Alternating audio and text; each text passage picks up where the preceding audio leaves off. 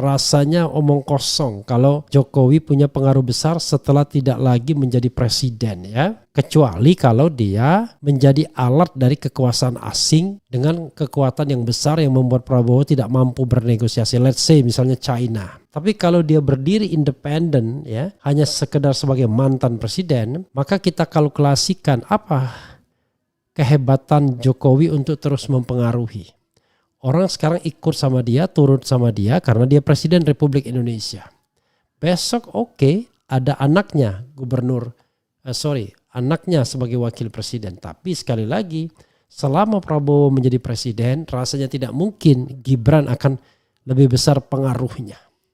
Bahkan didengarkan saja mungkin Gibran tidak. Karena itu siapapun yang direkomendasikannya, mau Erick Thohir, mau Bahlil dan lain sebagainya, mau Pratikno, maka mereka adalah orang yang pastinya akan loyal pada pemerintahan yang baru, bukan kepada Jokowi lagi. Ya, bohong besar kalau menurut saya kalau mereka akan tetap loyal kepada Jokowi. Sekarang iya, tapi tidak ketika tidak berkuasa lagi. Itu yang perlu digarisbawahi. Karena itu menurut saya tidak relevan lagi ya mengkhawatirkan Jokowi untuk bisa cawe-cawe, kecuali saya katakan tadi, dia menjadi alat bagi kekuatan besar di belakang layar yang tidak mungkin, tidak mampu akan ditolak oleh Prabowo Subianto. Mungkin orang-orang yang dengan kekuatan finansial besar, baik kelompok maupun negara asing. Di mana kemudian bidak caturnya adalah mantan presiden. Kalau itu terjadi, maka bargaining position Jokowi akan masih tinggi. Tetapi kalau tidak, menurut saya selesai permainannya ya.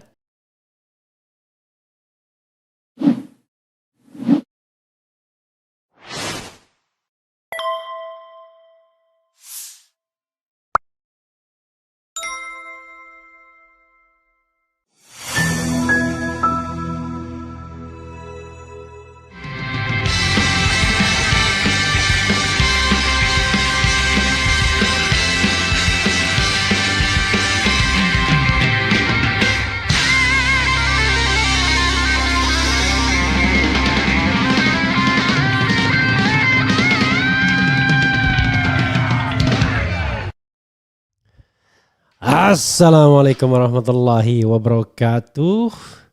Sobat RH sekalian, jumpa lagi kita di channel yang keren ini. Keren cadas. Ya sahabat RH sekalian, kita ambil satu video sebelum maghrib ya. Soal berita koalisi Prabowo JKW bubar di Jabar, di Jakarta dan Jabar. Jalan Anies makin lebar ya. Jadi bagi mereka hal ini pasti terasa hambar ya. Ya sahabat daerah sekalian, coba kita lihat beritanya ya. Ada juga berita-berita asing soroti kesehatan Prabowo Subianto. Dikhawatirkan tidak mampu memimpin pemerintahan dan akan digantikan Gibran di tengah jalan. Padahal Gibran belum cukup dewasa ya. Calon gubernur Jakarta dari Partai Gerindra ada di saku Prabowo Subianto. Ini yang nulis adalah seorang kolumnis bernama Tarmizi Yusuf ya. Koalisi Prabowo pecah kongsi di Pilgub Jakarta dan Jabar. KBA News. Akan ada kejutan calon gubernur Jakarta yang didukung Partai Gerindra. Kata elit Gerindra yang lainnya, mungkinkah nama yang ada di saku Prabowo itu Anies Rashid Baswedan. Wallahu alam, saat pendaftaran ke KPU 27-29 Agustus 2024, kita akan mendapat jawaban siapa calon gubernur Jakarta dari Partai Gerindra. Saya tidak berharap Anies dicalonkan Gerindra ya. Spekulasi adanya nama Anies Baswedan di saku Prabowo Subianto bukan hal yang aneh. Pilgub Jakarta tahun 2017, Prabowo dan Gerindra salah satu partai pengusung Anies Baswedan. Mungkin saja Prabowo beralasan selain Anies Baswedan seorang demokrat sejati karena hadir saat KPU menetapkan Prabowo sebagai pemenang Pilpres pasca putusan MK, dan Prabowo merasa lebih nyaman bila Jakarta dipimpin Anies Baswedan.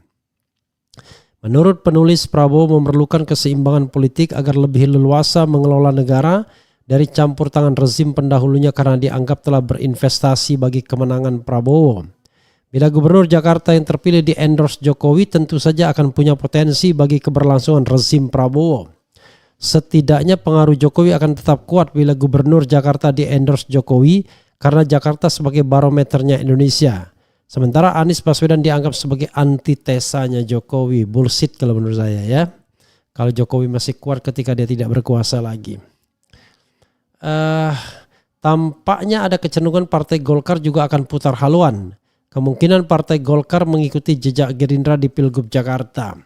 Isu ini menguat pasca Golkar bilang Ridwan Kamil lebih condong maju di Pilgub Jawa Barat. Praktis Anies Baswedan nyaris tanpa saingan yang berimbang bila Ridwan Kamil benar-benar kembali ke Jawa Barat. Sementara Partai Demokrat secara tegas menyebut tidak akan mendukung Anies Baswedan di Pilgub Jakarta. Belum jelas arah politik Partai Demokrat di Pilgub Jakarta. Sedangkan PAN terkesan asal bukan Anies. Entah apa alasan PAN mengambil posisi demikian. Bikin Jokowi senang atau ada hubungannya dengan kader PAN akan maju ke Pilgub Jakarta. Biasanya PAN tak segarang ini terhadap Anies Baswedan. Sebagaimana kita ketahui tahun 2017 lalu, PAN salah satu partai pengusung Anies Sandi. Agak berbeda dengan Pilgub Jakarta, di mana Gerindra dan Golkar berpeluang bikin kejutan mendukung calon yang sama di Pilgub Jakarta. Sedangkan di Pilgub Jawa Barat, Partai Golkar dan Gerindra diprediksi akan pecah kongsi lantaran sama-sama mencalonkan kadernya sendiri. Golkar menjagokan Ridwan Kamil, Gerindra mencalonkan Deddy Mulyadi. PAN berupaya merapat ke Golkar dan Gerindra memasangkan Ridwan Kamil dengan Bima Arya atau Deddy Mulyadi Bima Arya. Tidak menutup kemungkinan pula Gerindra berkoalisi dengan PDIP di Jawa Barat, duet Deddy Mulyadi Ono Surono. Tak mustahil pula Golkar menggandeng PKS di Pilgub Jawa Barat, duet Ridwan Kamil Haru Suandaru. Pecah kongsinya koalisi Prabowo di Jawa Barat diperkirakan tidak akan berimbas ke koalisi Prabowo di pusat. Golkar dan Gerindra tetap solid sebagai bagian dari pemerintahan Prabowo. Wallahu alam bisawab. Bandung 29 Zulhijjah. Tarmiji Yusuf, kolumnis. Ya, sahabat sekalian, kenapa orang selalu mengatakan bahwa Jokowi akan punya apa istilahnya ya, punya pengaruh besar. Saya mengatakan rasanya omong kosong kalau Jokowi punya pengaruh besar setelah tidak lagi menjadi presiden ya.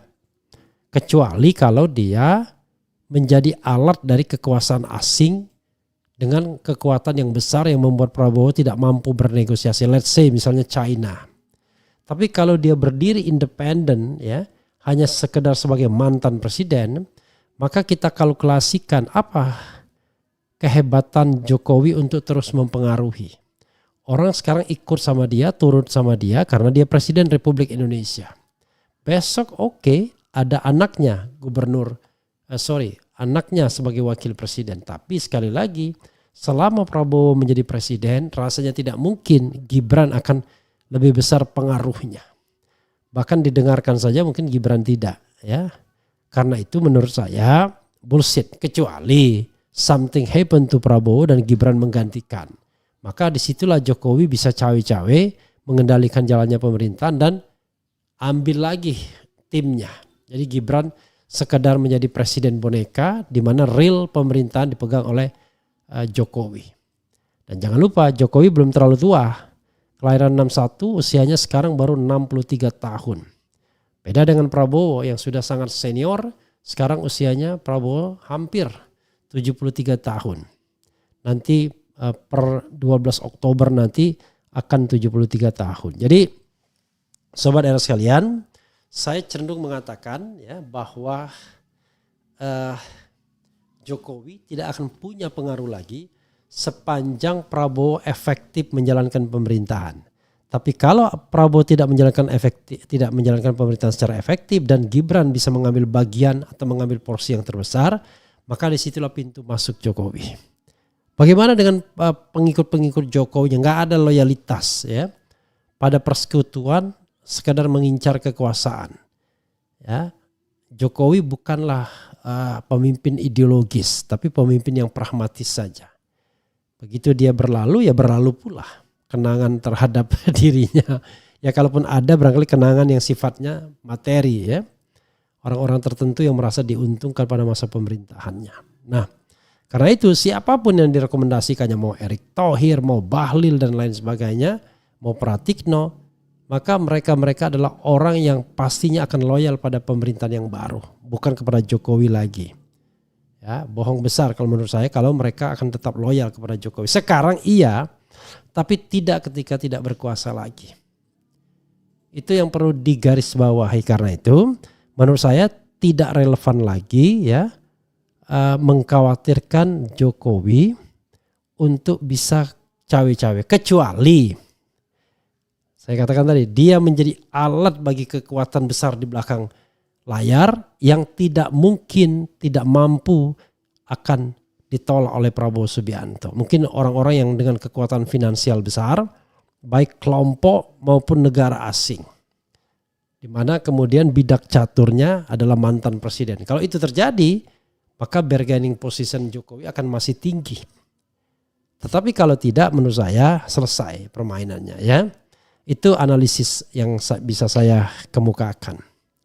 Jadi sekali lagi sobat era sekalian, yang perlu kita pikirkan adalah bagaimana kita membuat pemilu yang jujur dan adil.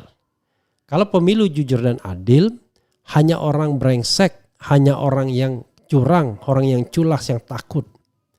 Tapi orang yang lurus tidak akan pernah takut dengan pemilu yang jujur dan adil. Ya, jadi sobat era sekalian, itu yang kita harapkan ke depan. Adanya sebuah proses berpemilu yang jujur dan adil. Ya, saya ingat ketika di sini Sudirman Said mengatakan cukup Anies memerlukan pemilu yang jujur dan adil, maka dia akan memenangkan pertarungan. Walaupun kalau ditanya sekarang barangkali tidak lagi ya.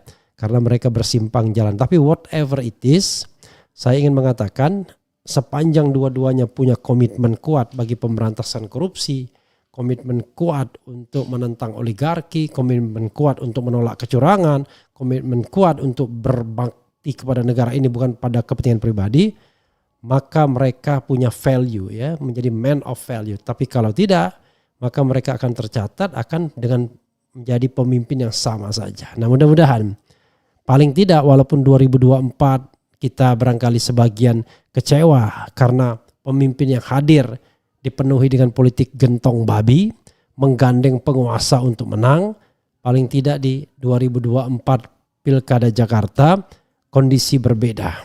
Ya, rakyat yang memilih, rakyat yang memenangkan, bukan aparat atau gentong babi yang memenangkannya. Itu saja harapannya. Sekali lagi, tidak ada yang sempurna. Barangkali pemimpin-pemimpin yang kita pilih banyak cacat, banyak lemahnya, tapi paling tidak kita harus membandingkan. Kalau sama-sama baik, cari yang paling baik. Tapi kalau sama-sama buruk, cari keburukannya paling sedikit. Itulah cara kita memilih pemimpin, bukan pasif ya. Kita tidak sedang cari malaikat. Anies bisa saja banyak kesalahannya, Prabowo apalagi, Jokowi apalagi. Tapi kita harus cari yang terbaik di antara yang ada. Kalau mau the best among the worst, ya apa boleh buat. Tapi kalau best of the best, itu jauh lebih nikmat. Bahwa kita memilih pemimpin yang terbaik dari yang terbaik. Best of the best. Tapi kalau harus the best among the worst, ya apa boleh buat. Itu saja sobat era sekalian. Kita tidak sempat membacakan komentar sobat era sekalian karena udah mau maghrib ya.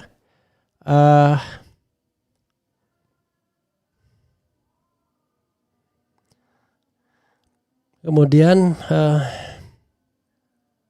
saya yakin yang ada di belakang Jokowi pasti 9 naga. Mereka masih bermain-main di pemerintahan, apalagi Prabowo udah tua, tidak segarang dulu. Kuncinya ada di Anies Ahok. Kalau Anies dan Ahok tidak mungkin berpasangan ya, sama-sama mantan gubernur ya. Menurut Refli Harun, apakah Prabowo bisa mengganggu pemerintahan Anies di DKI kalau Anies tidak rukun dengan Prabowo? Seperti apa kata Sudirman Said, harus nurut presiden? Enggak juga ya. Kenapa saya bilang enggak juga? Karena menurut saya hanya pikiran paranoid. Kalau Prabowo berjiwa besar, tidak seperti Jokowi, maka dia santai saja. Kalau ada gubernur yang cemerlang dan lain sebagainya, dia biasa saja. Karena dia yakin sebagai presiden dia akan jauh lebih cemerlang seandainya subnasionalnya cemerlang. Itu kan cara berpikir pemimpin. Tapi kalau cara berpikir pemimpin model Jokowi, model Heru, di mana mau menghapuskan legasi orang lain, itu berat namanya ya. Jadi pemimpin itu harus berjiwa besar untuk membesarkan anak buahnya atau struktur di bawahnya. Kalau struktur di bawahnya besar, dia harus yakin bahwa dia pun pasti ikut besar. Nggak mungkin dia legowo membesarkan struktur bawahnya lalu dia menjadi mengecil, tidak ada. Ya, Prabowo akan tampak besar kalau dia mampu mengayomi pemerintahan subnasionalnya. Tapi dia akan tampak kecil kalau dia takut disaingi. Itu saja sahabat sekalian. Wassalamualaikum warahmatullahi wabarakatuh. Keren Cadas. Cie.